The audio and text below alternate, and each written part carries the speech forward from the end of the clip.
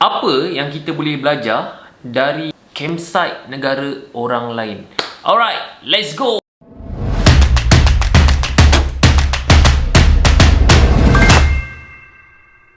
Hey guys, Assalamualaikum warahmatullahi wabarakatuh. Welcome back to my channel. Bagi yang belum subscribe guys, macam biasalah subscribe dulu.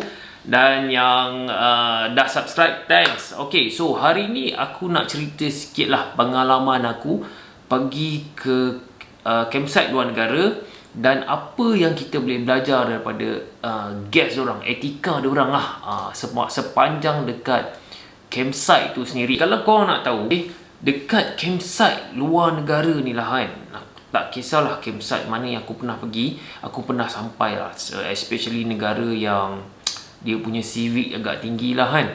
So macam contoh New Zealand lah, Aussie macam tu, diorang ni kan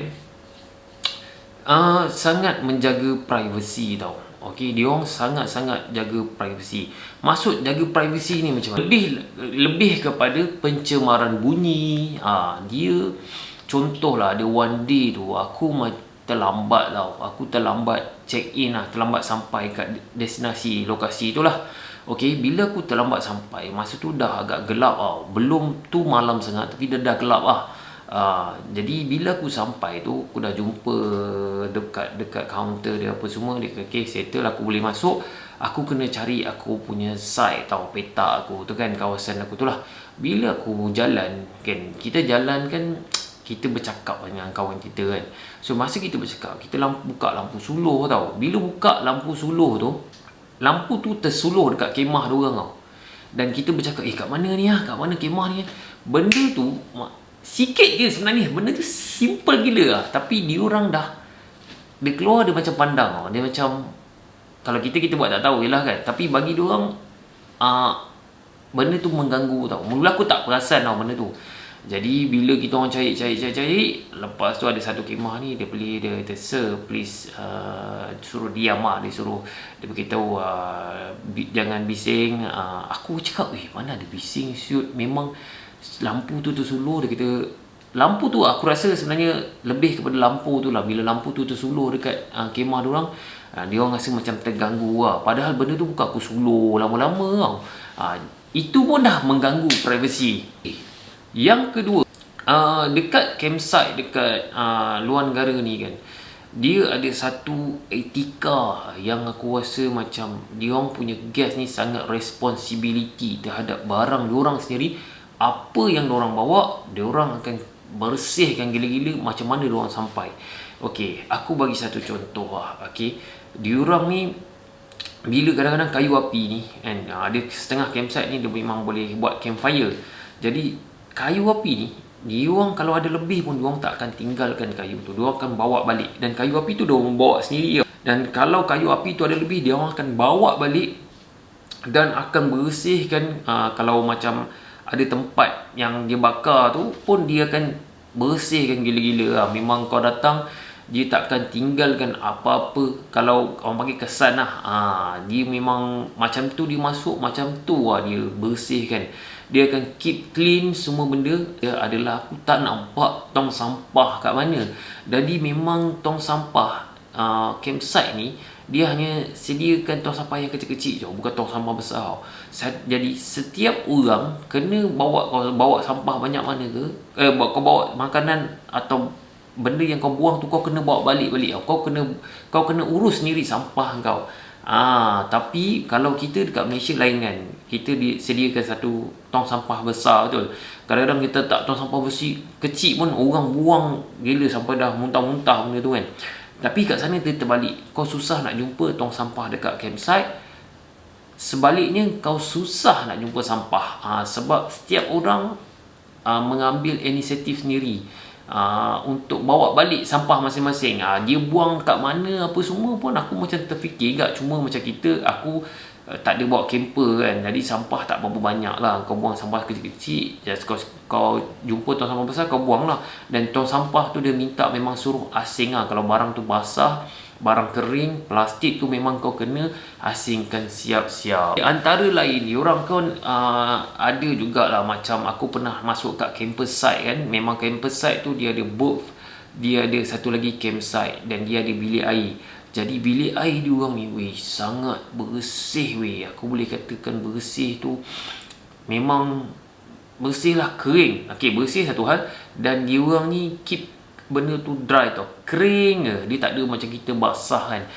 Mungkin kalau kat Malaysia ni, kalau aku rasa benda ni normal lah. Kalau kau pergi dekat Europe ke mana-mana, bilik air walaupun hotel, diorang memang kering lah bilik air diorang. Kita ni je kan yang bilik air memang lencun lah. So benda ni aku nampak selain bersih, dia kering. Dia memang kau nak basahkan pun kau takut lah, sampai macam ni. Benda yang lain yang diorang akan ambil kira lah sepanjang dekat campsite ni adalah stay safe.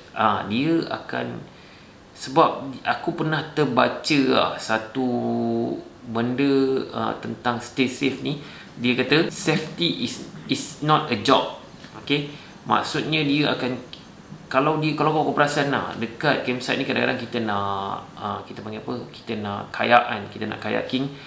Kau tengok tak peralatan yang diorang guna ni. Aku ada sekali tu aku nak pakai untuk berkayak kan. Benda tu sikit je, benda tu macam mungkin dia dah koyak sikit koyak baju, tak salah aku, baju tu dia dah koyak sikit.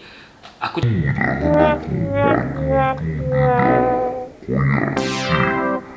cakap aku tak kisah pun, tapi dia memang tak bagi. Dia kata tak apa, dia kata memang tak ada, kau kena tunggu yang lain, yang ini tak boleh pakai. Sebab aku cakap lah, rosak ni sikit je, tak apa, aku tak ada masalah pun. Dia kata tak, it's not about engkau, it's about safety. Dia cakap aku macam tu lah. Aku macam alai. Tapi dia tak, dia keep benda tu serius lah. Ada 2-3 benda lah yang pernah aku perasan. Benda kecil tu sebenarnya tak ada apa pun, tapi dia jaga tau benda tu. Atas dia cakap bukan sebab selesa tak selesa, tapi atas keselamatan. Etika benda macam tu, baik game ke, baik apa-apa ke, dia untuk dekat campsite lah, dia sukan ke yang menggunakan gear equipment ni kan, memang dia sangat-sangat jaga. Itu sebab kau perasan kalau diorang ni sport, dia akan safety first apa benda pun safety first, because safety is not a job. Yang ini mungkin tak termasuk dalam etika, cuma aku nak kongsikan sikit lah. Kalau campsite dekat luar ni, mostly aku tengok kan, semua everything is money lah. Okay, aku bagi satu contoh. Okay, kau boleh guna bilik air, tapi kalau kau pergi musim tu sejuk sikit lah, dingin kan, kau nak pakai air panas, benda tu memang kau kena standby coin. Kau kena standby coin, kalau tak memang menggigil lah kau mandi. Okay, so benda tu dia cuba macam kita mungkin lebih kurang kan, tapi tak, dia akan benda tu berbayar. Okay, second is wifi pun sama juga. Aku tak jumpa lah kalau kat sini bang ada wifi atau memang kita promote lah. Dekat Asian country aku nampak memang wifi ni dia tak keda lah, tapi untuk negara macam tu dia sebolehnya akan niagakan lah, akan wifi ni as a part of side income diorang lah. Side income business, maksudnya kalau campsite tu ada wifi, kalau kau nak pakai itu pun 1 hour, dia tak bagi kau 24 hour. Kalau 24 hours jarang lah, mungkin kau kena bayar certain amount lah, 1 to 2 hour atau 3 hour max. Normally aku jumpa yang macam tu.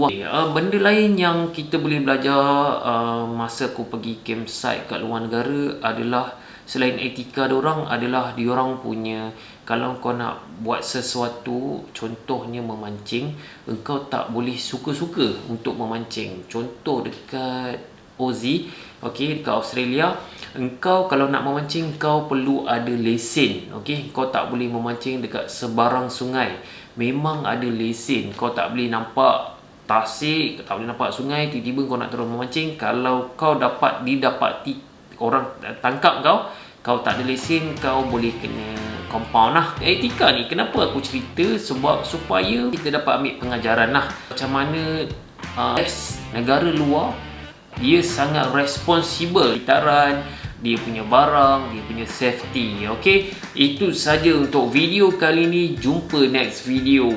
Bye. Assalamualaikum. Jangan lupa subscribe, jangan lupa like, komen dan share. Bye.